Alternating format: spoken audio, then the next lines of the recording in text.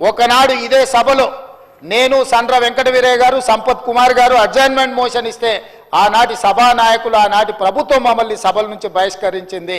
కానీ ఈనాడు ఈ సభలో మాదిగా ఉపకులాల వర్గీకరణ కోసం అడ్జర్న్మెంట్ మోషన్ ఇస్తే సభలో నుంచి బహిష్కరించబడ్డ నేను ఈరోజు సభా నాయకుడిగా ఇక్కడ ఉండి దీన్ని అమలు చేయడానికి ప్రతిపాదనలు ప్రవేశపెట్టడం అంటే రాజకీయము ప్రజాస్వామ్యము డాక్టర్ బాబాసాహెబ్ అంబేద్కర్ గారు మనకిచ్చిన రాజ్యాంగం ఎంత గొప్పదో ఈరోజు మనం అర్థం చేసుకోవచ్చు అధ్యక్ష.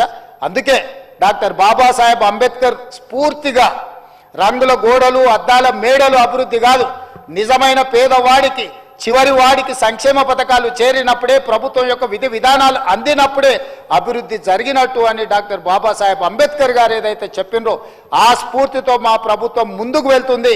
ఈ ప్రతిపాదనను అందరూ మనస్ఫూర్తిగా ఆమోదించి ఈ ప్రభుత్వానికి అండగా నిలబడాల్సిందిగా కోరుకుంటున్నారు.